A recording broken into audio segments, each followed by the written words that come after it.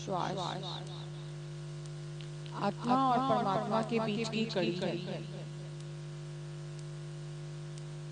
श्वास इस लोक और परलोक के बीच की कड़ी है। श्वास मन और आत्मा के बीच की कड़ी है। श्वास मन शरीर आत्मा के बीच की कड़ी है। सांस है तो जीवन है। सांस के बिना जीवन नहीं। ये सांस इतना महत्वपूर्ण है। अगर हमें स्वयं को जानना है, आत्मज्ञान पाना है,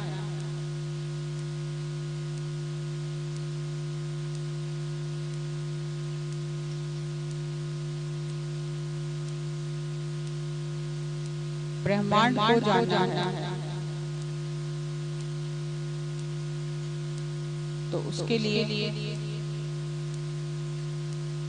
अपनी सांसों के साथ जुड़ना होगा।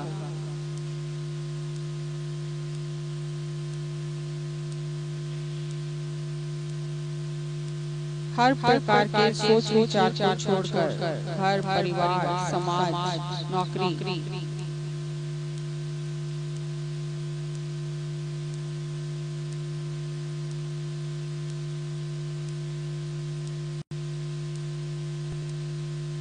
इन सभी सांसारिक विचारों को छोड़ना होगा और साथ ही साथ सभी आध्यात्मिक विचारों को भी छोड़ना होगा। बिल्कुल शून्य होना होगा।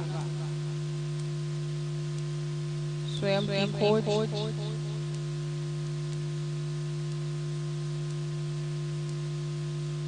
सांसों के साथ।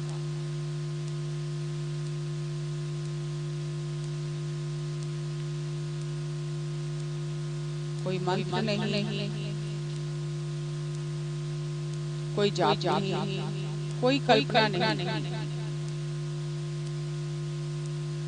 कोई किसी मास्टर का आवाहन नहीं, किसी मास्टर की भी कल्पना नहीं।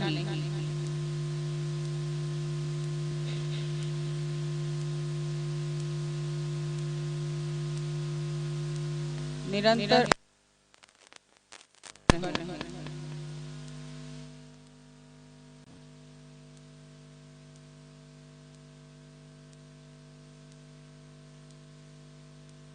स्वयं के भीतर की यात्रा करने का साधन है श्वास। सांस आती हुई सांस, जाती हुई सांस।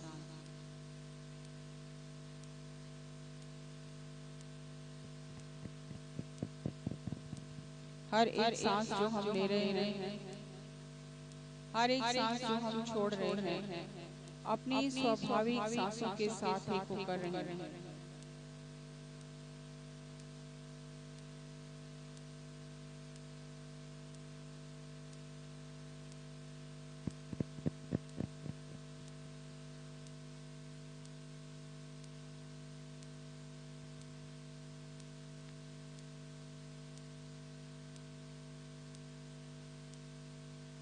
जब हम अपनी अध्यात्म की यात्रा की शुरुआत करते हैं, तो हमें लगता है परमात्मा को पाना है। ब्रह्म ज्ञान, आत्मज्ञान पाना है।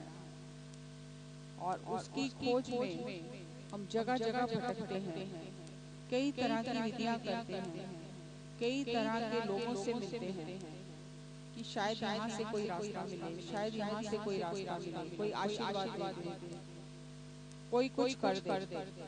भटकते भटकते जब हम थक जाते हैं, तब इस बात की समझ आती है कि कोई कुछ नहीं कर सकता। जो भी करना है हमें स्वयं ही करना है। लेकिन बहुत जन्मों के भटकने के बाद ये समझ आती है। और जब अब समझ आ गई है कि स्वयं की खोज करनी है, हम ही परमात्मा हैं, हम ही ब्रह्म हैं, हमें अपने ब्रह्म तत्व को पहचानना है और उसके लिए सांसों के साथ एक हो जाना है। तो फिर साधना की शुरुआत होती है। साधना की खोज, मार्ग की खोज और फिर साधना की शुरुआत। सही विधि पता चलने से और निरंतर उसका अभ्यास करने से फिर हम धीरे धीरे आगे बढ़ते हैं। तमन्ना, तरीका, रियाज। तमन्ना हमें तरीके तक ले जाती है, तरीका पता चलने के बाद रियाज करना है, और रियाज हमें हमारे लक्ष्य की ओर ले जाता है। हर दिन का रियाज, एक दिन किया, कुछ दिन छोड़ दिया, कुछ दिन किया, कुछ महीने छोड़ दिया, इस तरह कभी भी लक्ष्य तक नहीं पहुंचेंगे। हर दिन निरंतर अभ्यास सांसों के साथ। इतना सरल और सहज ये ध्यान है, कहीं भी, कभी भी, किसी भी समय पर, किसी भी स्थान पर आप ध्यान कर सकते हैं। ध्यान हमें मुक्त करता है, हर तरह के बंधनों से मुक्त करता है, हर तरह के सांसारिक बंधन, हर तरह के आध्यात्मिक बंधनों से मुक्त कर देता है। तब सही मायने में हम जीना शुरू करते हैं। ध्यान हमें जीवन की कला सिखाता है।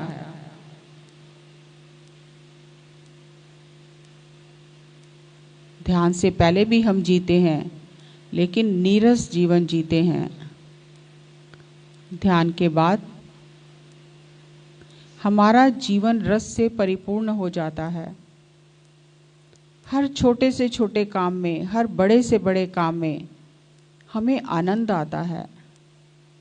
जिस आनंद को हम जन्मों से ढूंढ रहे थे, वो इतना सहज है, ये तब पता चलता है जब हम अपनी सांसों के साथ एक होना शुरू करते हैं।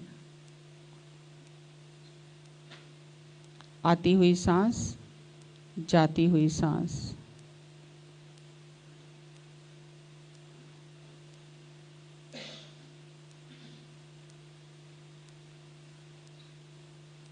कितनी भी बेचैनी हो अंदर से, कितने भी विचार चलें, आपको आंखें नहीं खोलनी है। यही साधना है, यही तपस्या है। कोई जंगलों में जाकर, पहाड़ों में जाकर, घर परिवार छोड़कर साधना नहीं है। स्वयं से हर दिन युद्ध करना है, स्वयं के मन से हर दिन युद्ध, हर समय युद्ध।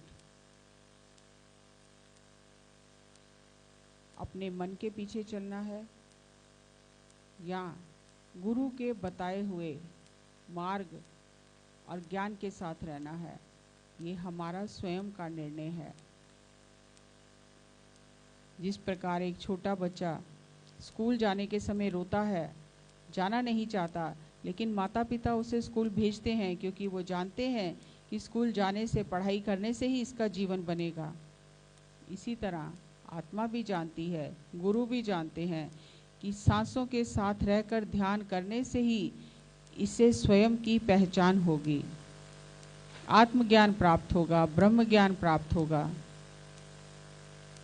तो वो हमें ध्यान में बिठाते हैं। 2 घंटे, 3 घंटे, 4 घंटे निरंतर ध्यान। जिस प्रकार शरीर को भूख लगती है तो हम खाना खाते हैं। हमारी भूख अगर 3 रोटी की है और हम आधी रोटी खाएं और फिर थोड़ी देर बाद आधी खा लें, फिर कुछ समय बाद आधी रोटी खा लें, तो कभी भी और हमारा पूरा डाइजेस्टिव सिस्टम गड़बड़ हो जाएगा। क्योंकि भोजन करना है तो एक ही बार बैठ के जितनी आवश्यकता है उतना भोजन करना है। तो भजन की भी यही विधि है। मन को जितनी ऊर्जा की जरूरत है, एक ही बार में बैठकर उतनी ऊर्जा लेनी है।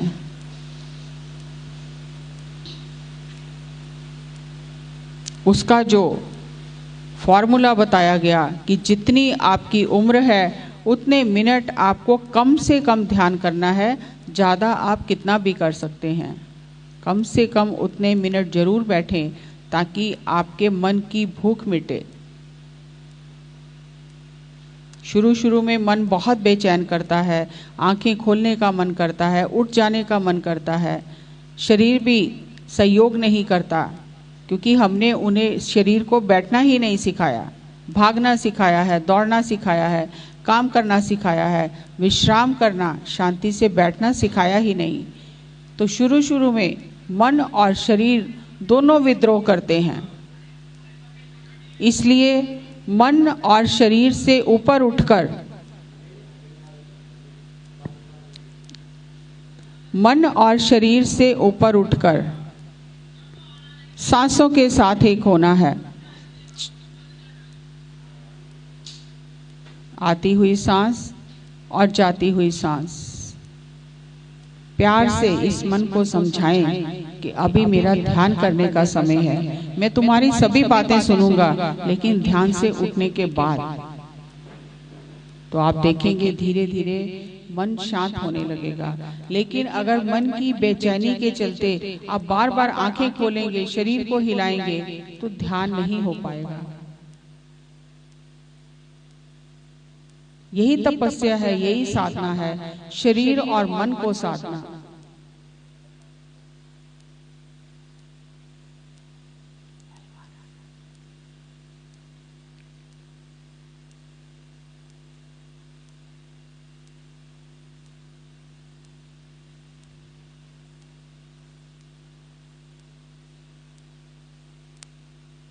जिस प्रकार सांस लेने के लिए हमें किसी के मार्गदर्शन की जरूरत नहीं है, अपने आप सांसें चलती हैं, उसी तरह ध्यान करने के लिए हमें किसी प्रकार की गाइडेंस की जरूरत नहीं है। शुरू शुरू में विधि बताई जाती है कि इस तरह से बैठना है, सांसों के साथ रहना है, लेकिन उसके बाद किसी प्रकार की गाइडेंस की जरूरत नहीं है। सिर्फ आप और आपकी सांसें, और इनके बीच में और कोई भी ना आए।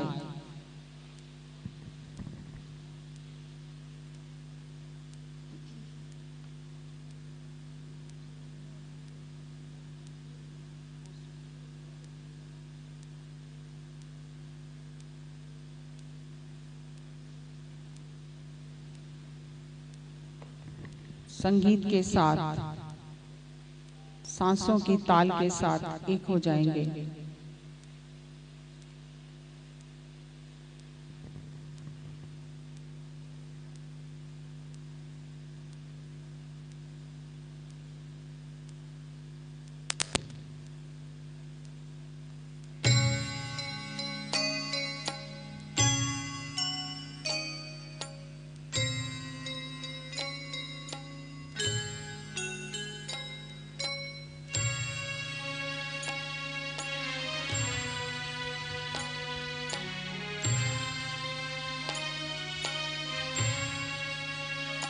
आज का दिन ध्यान का दिन है और आज से होगा हर एक दिन निश्चित रूप से ध्यान का।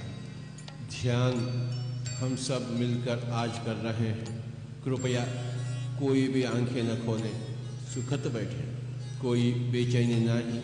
ध्यान में डूब जाएंगे मेरे प्यारे दोस्तों, मग्न हो जाएंगे। ना ही कोई सोच, ना ही कोई विचार, सांस के साथ दोस्ती। बाहर से अंदर आती हुई सांस एवं अंदर से बाहर जाती हुई सांस मेरे प्यारे दोस्तों। सांस की धारा और मन की धारा, दोनों धाराएं एक हो जाएं तो ध्यान ही ध्यान। मधुर संगीत सुनेंगे हम, साथ ही साथ उच्छ्वास निश्वास के साथ रहेंगे। न कोई मंत्र है, न कोई तंत्र है मेरे प्यारे दोस्तों, बस केवल सांस। सांस के साथ हम एक हो जाएंगे। सांस के साथ दोस्ती, सांस के साथ मस्ती। सांस को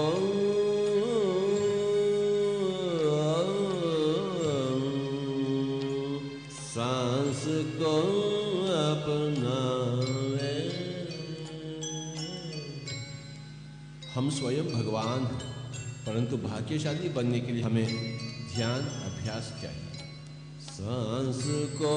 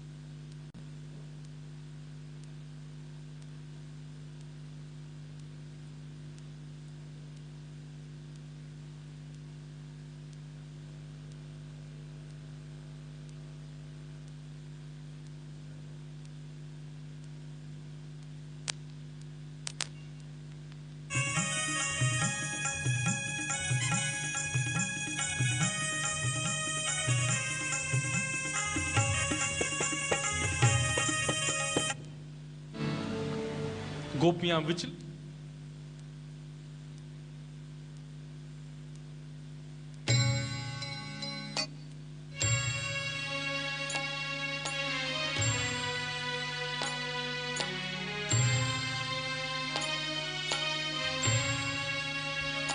आज का दिन ध्यान का दिन है और आज से होगा हर एक दिन निश्चित रूप से ध्यान का। ध्यान हम सब मिलकर आज कर रहे हैं। कृपया कोई भी आंखें न खोलें।